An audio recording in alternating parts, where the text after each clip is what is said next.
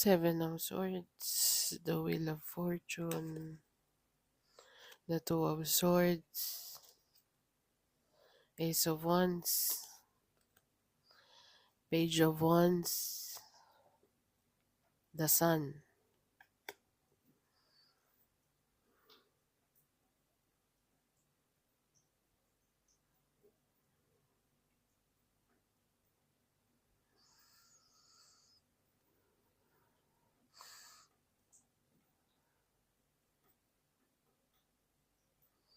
Ang nakikita ko dito, practical plan.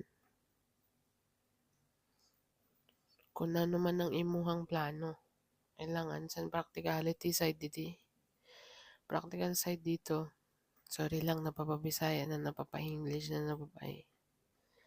Basta sa nakikita ko, Seven of Swords, strategically. Depende po kasi sa partner na card yan. Saan nakapaikot sa kanya. Sa traditional tarot po, ang Seven of Swords is very low vibrational. Cheating, lying, stealing, lahat na nandyan na.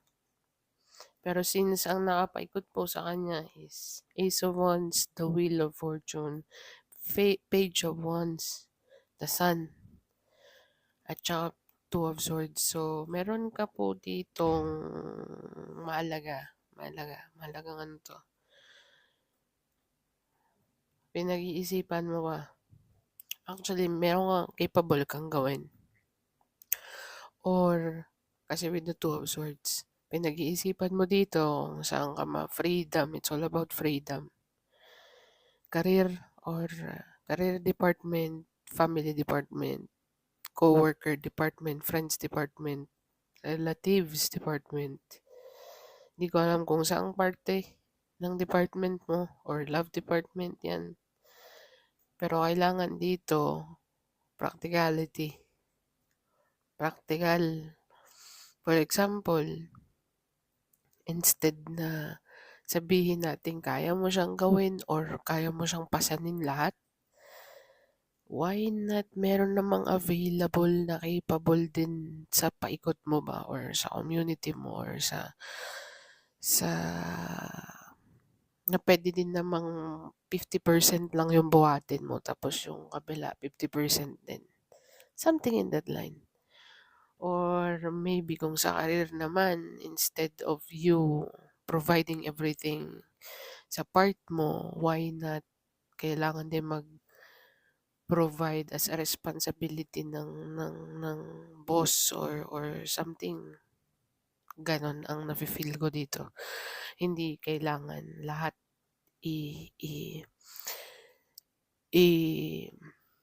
sabihin natin capable ka or kaya mo. Meron kang capacity na gawin lahat ng gusto mo.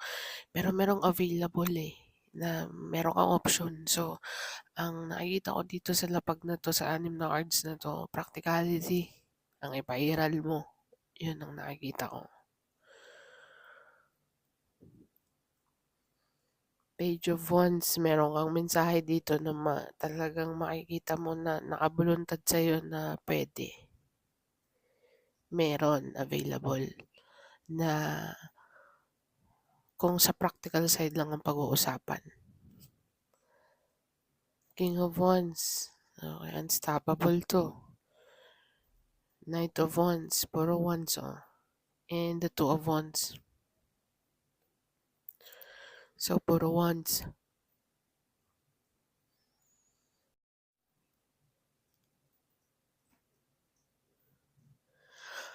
Asan na ba ako? Yun ang nakikita ko dito sa itong part na to. Ngayon, meron kang King of Wands, meron kang Knight of Wands, at saka Two of Wands. So, I think, silip mo na. Meron ka sa sarili mo na sinasabi, I think, kailangan mong kunin or pakinggan yung practical side mo. Okay.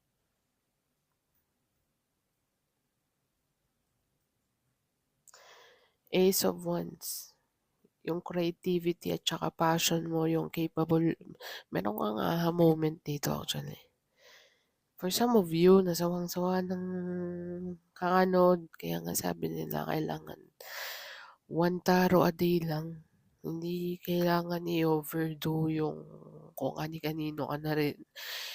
Hindi ko naman sinabing makinig ka specifically in one channel. Ibig ko sabihin kung saan ka talaga nakaka-resonate kasi magmi-mix up yung energy mo, yung alignment mo masisira ba kasi ang expectation ng yung isang reader na pinakinggan mo ganito yung sinabi, tapos yung isang reader na pinanood mo ulit iba rin. Pare-parehas ang sinabi pero iba-iba ang sitwasyon, confused ka na ngayon.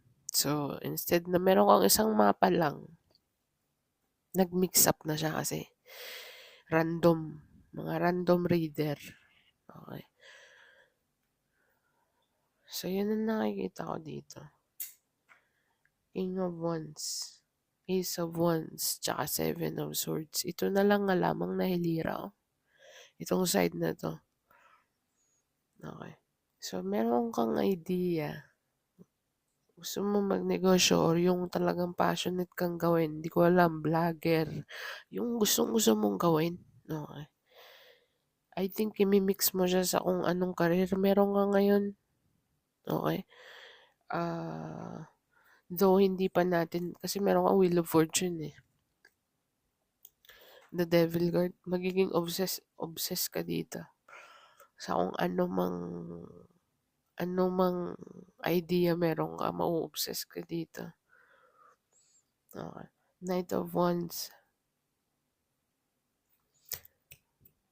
Ang Knight of Wands sa akin is very fast. At the same time, communication din. Pero, very passionate, para bagang free-spirited kind of energy. Two of Wands, nakahilira sa The Sun. The Sun at saka Two of Swords. 22 may be significant.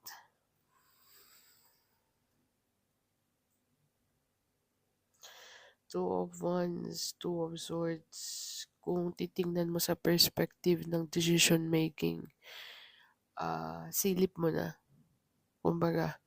So, kung meron kang decision na kailangan gawin regarding sa practicality, I think i-grab mo yung practical side kasi mag expand dito yung kung anong idea meron ka. Magkakaroon ka pa ng let's just say more than enough na resources sa kung anong idea meron ka, kung practical side ang pipiliin mo with the Wheel of Fortune. Okay.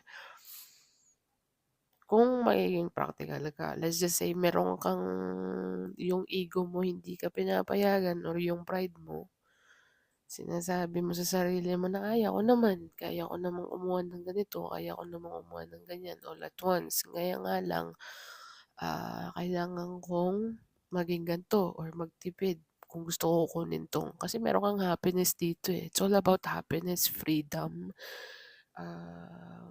ano ba? Maging financially free, marami kang idea when it comes to breaking free financially, multiple source of income. I think may mga idea ka ng ganun, with the page of wands. So it's all about communication, maybe blogging or something in that line, collective. Okay. Kung titingnan mo sa perspective ng practicality, I think nasa verge ka. Kung ako sa'yo, piliin mo yung practical side na para meron ka pang excess na pwede mong gamitin. When it comes to resources. Okay. Sa mga idea mo. Okay. Instead of you doing all the work, why not? Kumbaga, let's just say sa government, meron silang mga free benefits as, you know what I mean? Hindi ko alam kung paano analogy ko dito pero sana naman yung nagigets. Okay? Sa mga hindi po maka-resonate, better luck next time po. Okay, sa mga maka-resonate, thank you po in advance. Pero ang breakdown ko po overall is practical side. Yun ang pinakamaganda. pinakamagandang diskarte, I think ma-o-obsess ka dito sa magiging desisyon mo, tsaka sa kung anong idea meron ka. Talagang lahat 'to moving forward, ang dami mong wands, page of wands, knight of wands, king of wands, ace of wands. So, yung talagang passionate kang gawin, dun ka sasaya at tsaka dun ka magpo-prosper, okey. Tsaka yung two of swords tsaka two of wands, yung curiosity mo or, maybe na sinasabi, I think you better think about the practical side kasi available naman, eh, okey. Wag mo na don't be too hard on yourself, yun lang ang masasabi ko. Wag masyadong maging kritikal sa sarili mo. Kung meron namang available si universe dito na puwede mong gamitin for the meantime, okey, para yung ibang resource ano ba 'yan, nade-delete ako. Para yung ibang resources magamit mo siya sa ibang idea or sa mga creative endeavor or business endeavor na nasa isip mo or na passionate kang gawin ba. Meron kang magagamit, okey. Yun ang nakikita ko dito. Paulit-ulit, sorry lang kasi ang lakas, eh. So, with the devil card, pay attention na rin din sa mga addiction or maybe overindulging. Lahat po ng sobra is nakakasama. So, yun ang nakikita ko dito. For some of you, talagang mga workaholic, talagang night owl na sinasabi, magda-dive deep ka dito for a lot of ideas and for the most especially 'pag motivated ka talaga. Tsaka na-try mo yung practical side tapos nagawa mo na siya. Talagang tapos meron ka pang resources na natitira na magagamit mo sa mga idea na gusto mong gawin. Wow, ganda nun. Okay. So, let's see. 3 more cards. Yung The Devil card po, mga addiction, may tendency po na ma-trigger yung mga addiction ulit. For instance, kape or sigarilyo or vape, I don't know, habang kasi ano, eh, dopamine, eh. Makikita mo kasi dito talagang masaya ka with the Sun card is being here, tsaka Wheel of Fortune. The Tower card, expect the unexpected dito. Mga false foundation, kailangan nang i-let go. Yung mga false foundation na create mo, na akala mo pundasyon pero it's not what you think it is. Yun ang nakikita ko dito. Three of Wands. Sa nakikita ko may plano, Two of Wands to the Three of Wands to the Seven of Wands. Lakas ng jumping mo dito. Nagka-quantum leap ka ba? Or something in that line. Death card, transformation. Or for some of you, wala naman ako nakikita na. You know what I mean? Seven of Wands, oh. Ikaw ang nakakakita, ikaw ang may idea, ikaw ang may vision, ikaw yung may blueprint. Kaya yung mga naysayer, hayaan mo sila magsalita diyan. Ikaw ang merong sa divine, ikaw yung merong connection dito. Ikaw ang nakakakita, nasa high ground ka. Hindi nila makita kung ano yung nakikita mo. Kaya hayaan mo sila. Hayaan mo silang tumahol ng tumahol diyan. Okay? At saka pakitaan mo na lang ng result. Okay. With the two of wands, three of wands, I think meron ka lang hinihintay dito. Okay. And with the tower card, kung nasan ka man ngayon or ano mang estado mo sa buhay, meron ka mang career or love department or ano man ang sitwasyon meron ka ngayon, I think you're not supposed to be there. You're supposed to move, okay, or think outside the box. Yun ang nakikita ko dito. Collective. Sana naman ay nagets that card. Four of Cups and the Eight of Pentacles. Is this all about career? Protection, rejection is protection. Ay, ano ba? Rejection is protection. Hindi, meron talaga, eh. Kung i-reject ka i-consider mo siya nga protection from the divine and redirection, reroute. Yun ang narinig ko.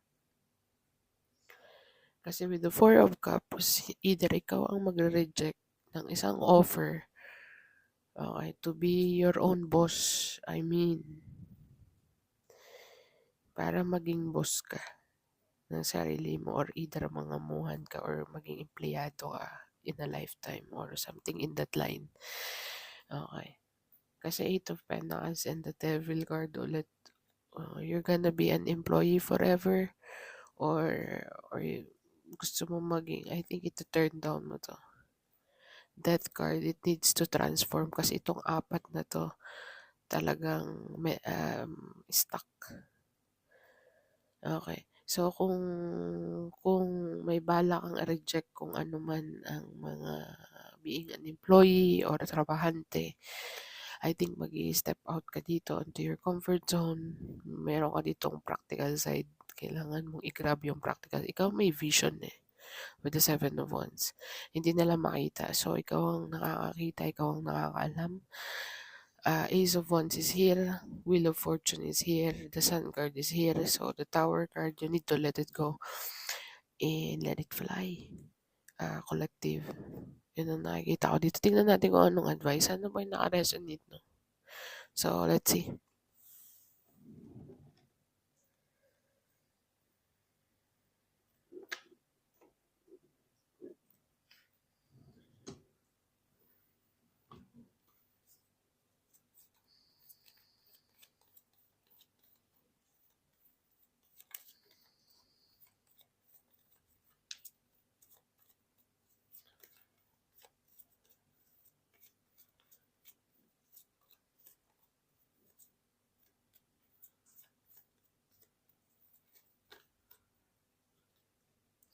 You and your loved ones are safe. Luck is on your side. At saka your commitment is being tested. So, galing. Confidence is your key to success. So, yun ang nakikita ko dito. Collective. Kailangan mong i-prioritize kung ano yung nafe-feel mo na mas papabor sa'yo. Kasi maraming available. Ang universe is naka-green light sa'yo when it comes to sa kung anong gusto mong mangyari. Okay. So, luck is on your side.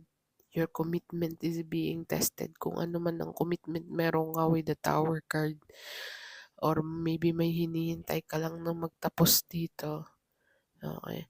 So, you need ang strategy mo dito with the Seven of Swords. May mga strategy kang parang mai-enlighten ka na, ay, ito gagawin ko, ito. Something in that line. Pero wag mong kakalimutan yung mga available na option na pwede mong i-grab, okay, para meron ka pang resources, mga resources na pwede mong gamitin sa mga ideyang gusto mo. Okay. Tsaka kung iniisip mo naman yung mga loved ones mo or family member or kung sino man, they are safe. Okay. Safe sila. At saka confidence is your key to success, which is based on experience. Kaya confidence is your key to success. Siguro hindi ka naman magiging confident kung wala kang experience, di ba? Or tawag niyan. Yun lang para sa akin. Hindi mo alam or kilala yung sarili mo. Pangit kasi yung ganun, kasi ang dating magiging overconfident, overdo. Tapos ang dating corny na. Gets mo? So, sa imo, low-key lang ba ang confidence ba?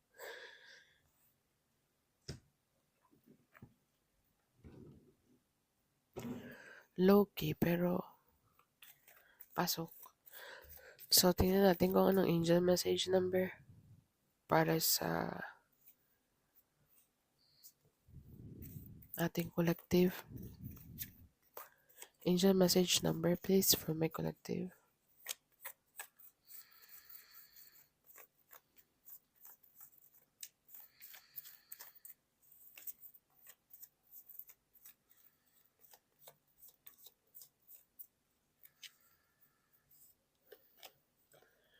Baka 7.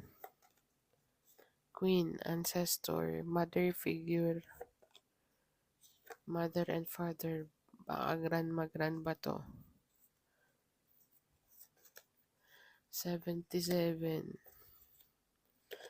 771. Google mo siya, angel message number 771. Maaaring makaresonate sa sitwasyon mo ngayon. So, this is what I have for you, collective.